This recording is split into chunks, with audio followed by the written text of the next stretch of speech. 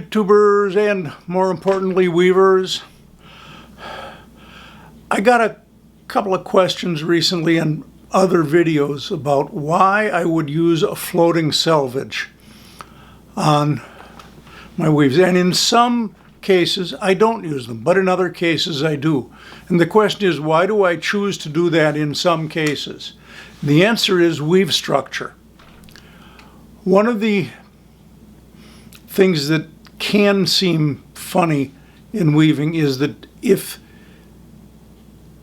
you want your weft to catch on the edge, the end position of the farthest right or farthest left two threads must, or even the one thread, must change in order for the weft to catch and go back.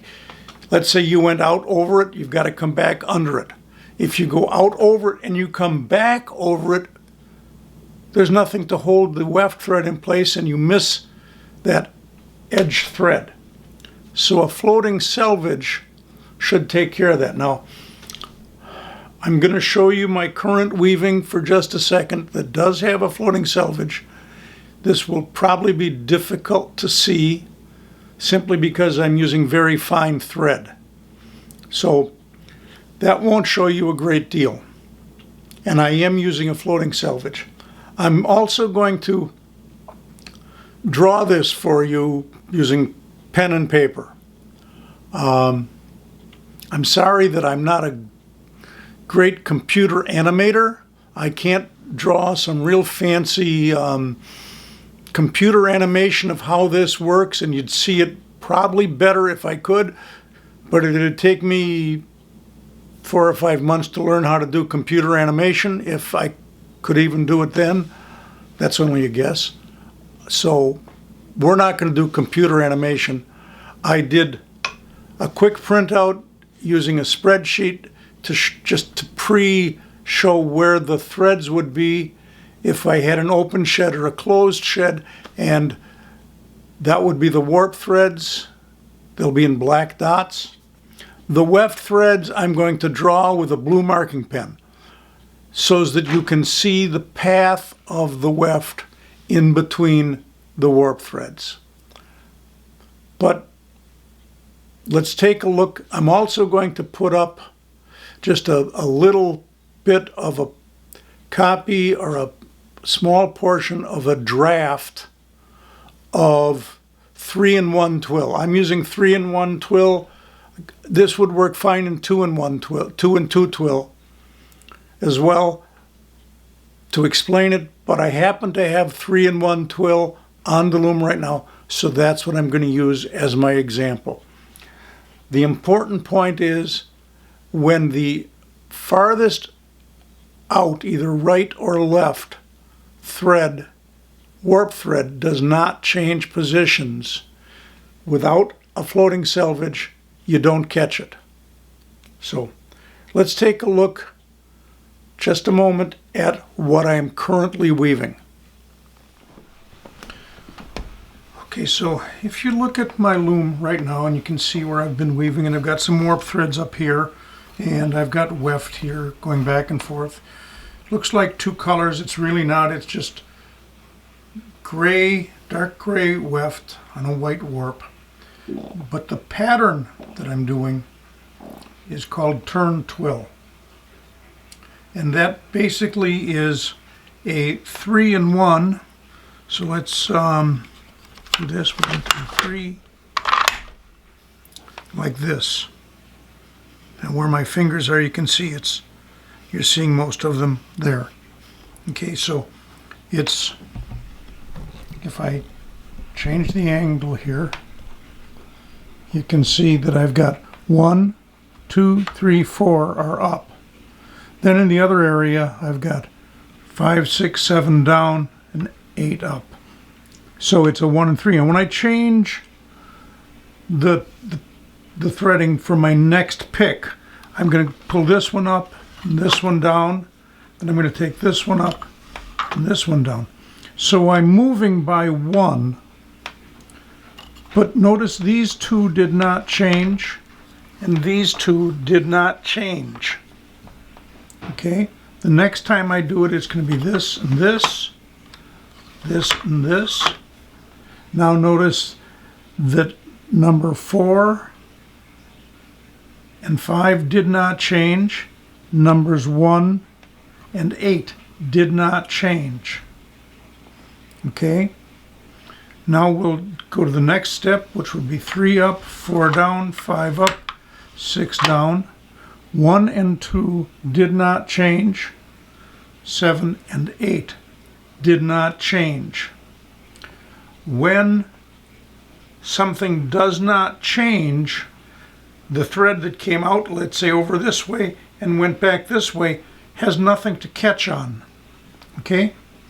That's an important part of understanding turn twill, and therefore also an important part of understanding why one uses a floating selvage. So now I'm going to get a piece of paper out and ask you to imagine that you are right here at the very end. Well, I better aim this down. Imagine you're right here at the very end, looking straight into these threads. You're right here level, your eyes are right level with the cloth, and you're looking at the very ends of those threads.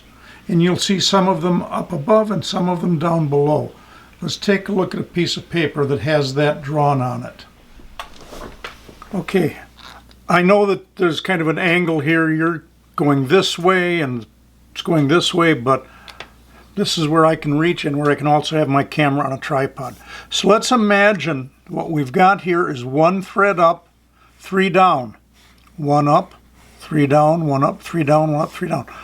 As I might have it set up in a 1 and 3 twill. Now let's imagine remember you're looking straight down this way at the threads that are going through the loom. Let's imagine we throw our first weft thread through the opening of these threads. So it's going to go like this. We just went through like that. The shed is still open. Okay? Now I'm going to pull this down. Let's imagine that I have then closed the shed completely on that weft thread that went through there. What is the path that that thread followed? Well, it went under this first thread, so it's like this, and then it went over the next 3, so it's doing this number. Then it went under 1, so it does this.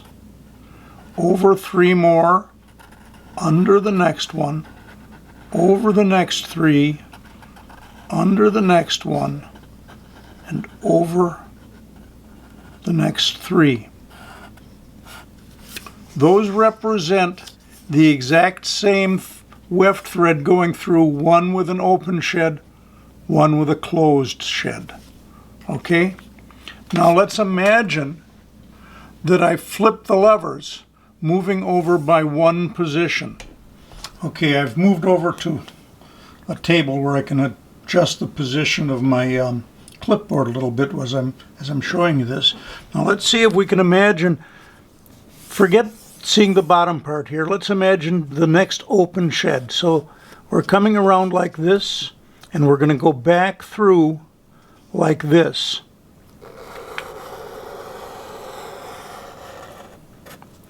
That's the next throw of our shuttle on the open thread, or the open position of the warp, where we've got, see, we've moved from the first shaft being in the up and the next 3 being in the bottom to now the first shaft is in the down, second shaft up, second heddle up, then 3 down, then again, so everything is shifted over by 1.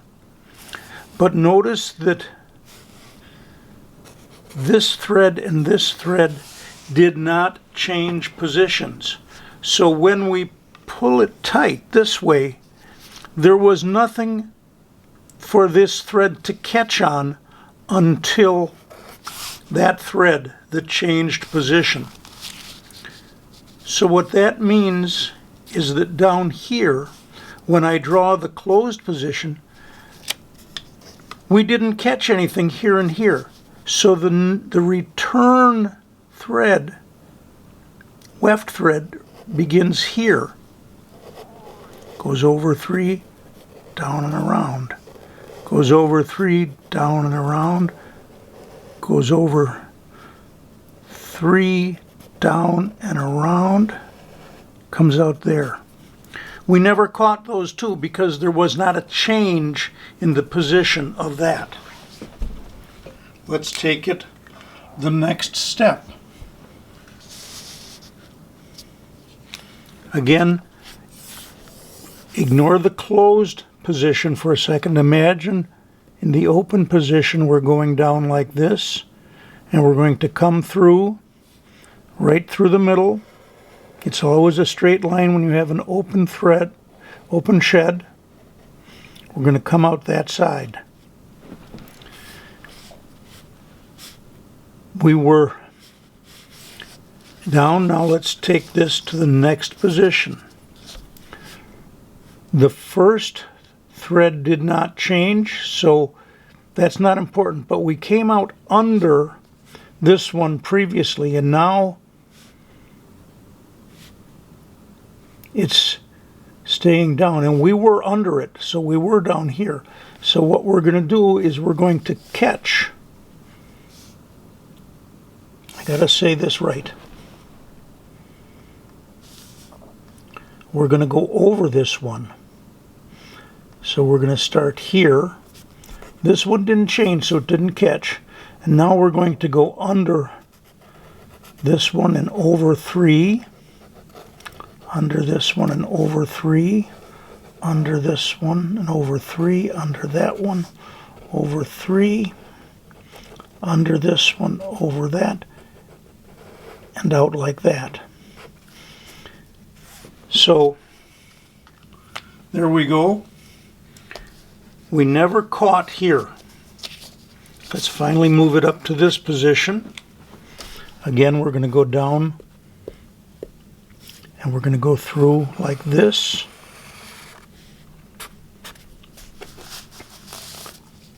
And we'll take it down to here. What changed? Well, this one did change. It was like this, now it's like this. So that means we caught this. We're going under here, over 3, under here, over 3, under here, over 3, under here, over 3, and out like that. So as you can see, there were times when we didn't catch the very end thread because it did not change position. Now, let's draw this exact same thing, but with a floating selvage. Okay, this is the exact same threading as I was showing before. Let's go back to that first one and show it to you. You can see I've got one at the top, then 3 bottom, then 1 at the top, just like this. This was the one I just drew. This is the new one. The difference is I have added 2 more threads, 1 on each edge, this one and this one. They are not controlled by heddles. They don't move up and down. They just stay in the same place in the center of my shed. Those are my floating selvage threads. Okay, so now let's take and draw this same pattern again, but how are we going to come in? Let's come in above this one. We'll start like this and go through like this, and oh, we're going to run into that, so now let's kick up above it again. Okay, what's going to happen when we close the shed? Well, we're going to close. We came out above, so that's above, and we were above this one. Let's start over at this side. We started out above, we went underneath, up 1, 2, 3 over, under one, 1, 2, 3 over top, under one, 1, 2, 3 on top, under one, 1, 2, 3 on top, and we stayed on top of the outside floating selvage on the other side. Again, remember, I'm going to color the floating selvages orange so you can see what they are. Okay, that's the first thread. Now, let's go down and look at the second shot. What I'm going to do, because I came out over the floating selvage here, I'm going to go around it and come in from the bottom like this, and then go straight through. Whoops. I can't draw straight like this, and go out under the bottom. We're going that way. Let's again draw what that does with the floating selvage.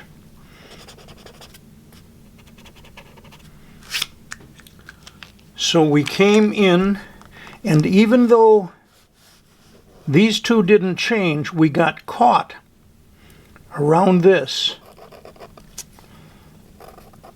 And we'll go over these two and under this one, and over these three and under this one, over these three and under this one, over these three and under this one, over this one, and then we'll go out underneath the floating selvage again. So what we have done by having the floating selvage is we have put something on the very edge of our weaving that catches the thread as we pull it through the next shed, so that it doesn't go in and skip as we did here when we skipped these two threads because there was nothing catching them. Those got totally skipped. Now, by adding the floating selvage, we don't skip those two threads and pull in. Let's just go one more time with this. Again, let's highlight our floating selvage.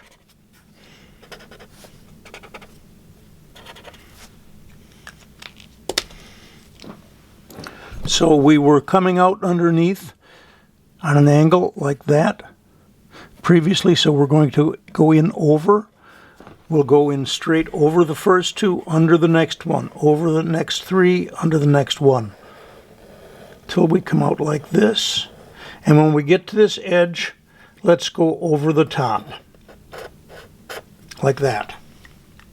What does that do for us down here? Well, we were caught, we went around that, and even though the edge, the normal edge, didn't change, we got caught there. So we're going to go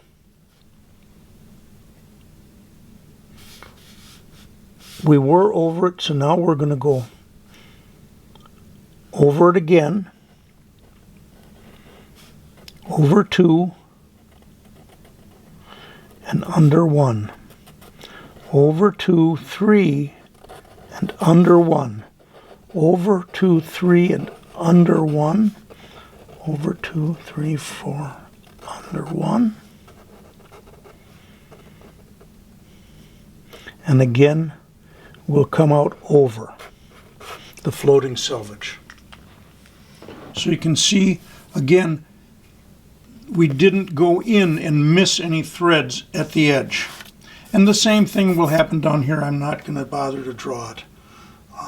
Well, maybe I will, just to be consistent.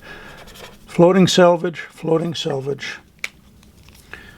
We came out over, so we're going to go around like this, back through, and come out under. What's that going to do for us here? We're under the first one, over the next three, under the next one, over the next one, under.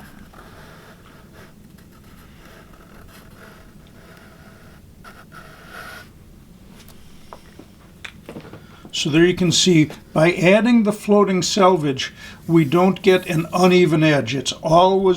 We're always going to the complete outside. That is why I use a floating selvage. And on the project I'm doing now, it is a 1 and 3, then a 3 and 1, back and forth twill. But the net effect is I could be missing threads at both edges if I were not using a floating selvage. But I am, and that means that my edges are consistent because I am always going around the floating selvage. Okay, so I'm going to go through one.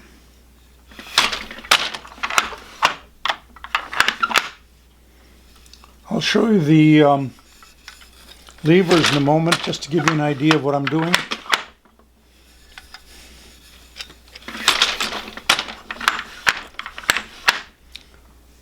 That is 4 shots through, and in a twill, four shots makes one section. So now let's move the camera up so you can see the hand levers.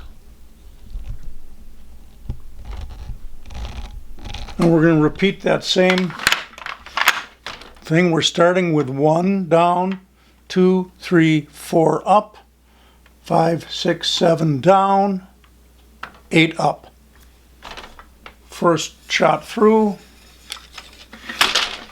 we're going to change the position of 1 and 2 so there would be no problem catching the change on this side. We're going to change the position of 7, 8. No problem. We go through, and even if I did not have a floating selvage, this would have worked just fine. I would have gone all the way to the edge. Now we're going to change 2 and 3, 6 and 7.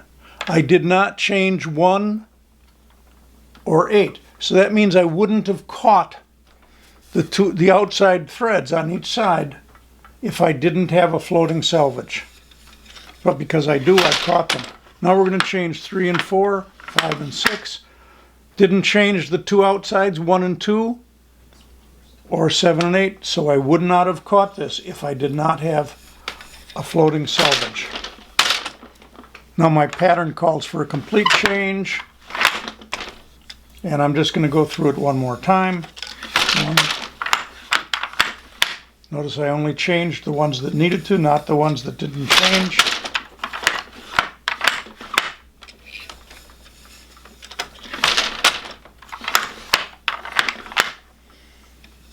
Through there.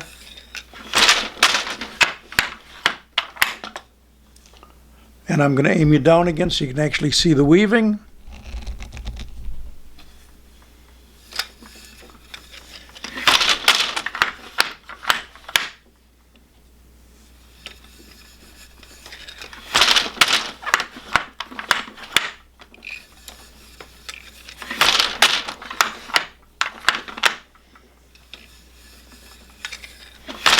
There we go. That's just a quickie on the weaving of this 3 and 1 and 1 and 3 twill. Okay, I've got all of the threads, no levers pulled, so I don't have an open shed. But I'm going to lay this piece of paper on there. Can you see this single thread that doesn't conform with all the others? Right there. I'm just moving it. That's my floating selvage. Since there's no open shed right now, the floating selvage is the only sitting up in what would be the middle position, the neutral position. Same way on the far side, but I don't think the camera's focused over there. So when I go to open the shed,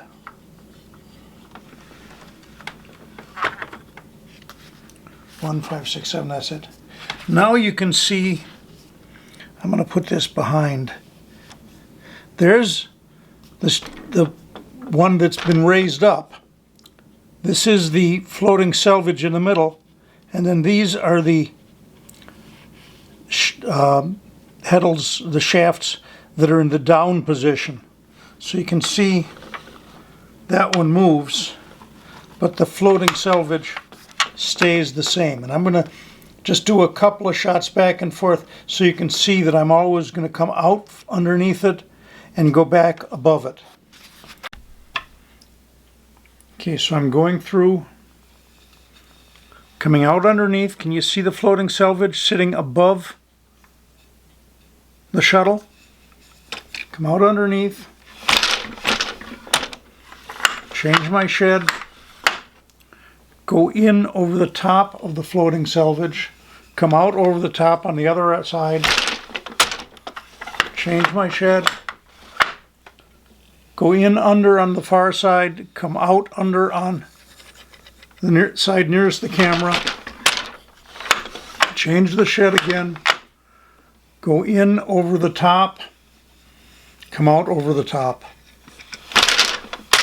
And that's how I do my weaving around a floating selvage. All right, here is a zoomed in version of the drawdown that I'm using for the scarf that I've got on the Ashford 8-shaft table loom, where I'm doing the 3-in-1 twill and 1-in-3 twill to get turn twill that I'm showing floating selvages. In this drawdown, I do not, I say again, I do not have the floating selvage showing. 9 out of 10 times, virtually every time when I do a drawdown, I do not include the floating selvage in the drawdown. I simply know that it's going to be there because the software doesn't require it to go all the way to the edge. So if you look here, shaft number 1, 2, 3, and 4, and here with this setup, when I change positions, in this case, shafts 1 and 2 did change positions. But in this case here, once I'm at my third throw of the shuttle, it's white in both cases, so it didn't change. Same way with when it's shaft 4, going from 3 to 4. Nothing changed right here. And that's basically what I'm concerned about. Going from 4 to 1, I do have a change in positions. I'm going to show you that this pattern is the same pattern that's on the loom right now.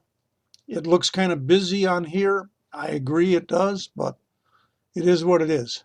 Again, on this side, I do not have the floating selvage showing within the drawdown, but I added those 2 threads, one on each side, one out here, one over on the far other side, when I threaded the loom.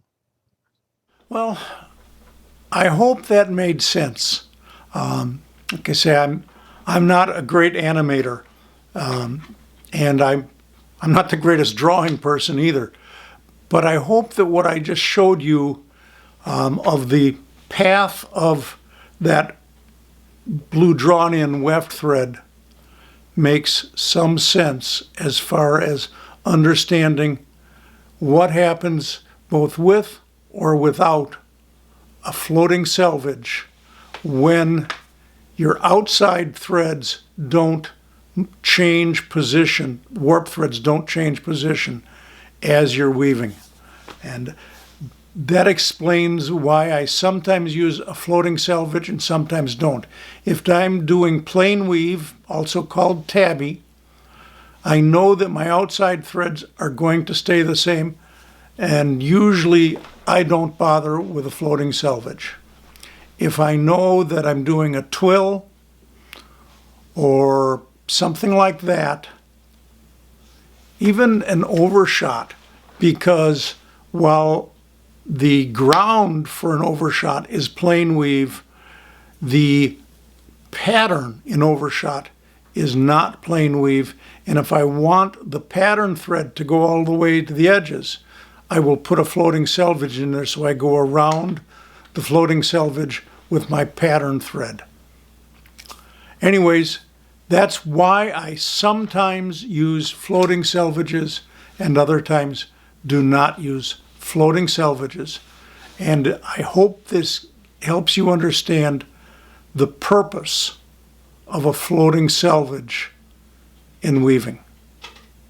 Until the next time around on whatever platform you're looking at this on, probably YouTube. If you like my videos, great. I appreciate it. Give me a thumbs up. Subscribe. Whatever trips your trigger. And I'll catch you the next time around doing some more weaving. Bye-bye.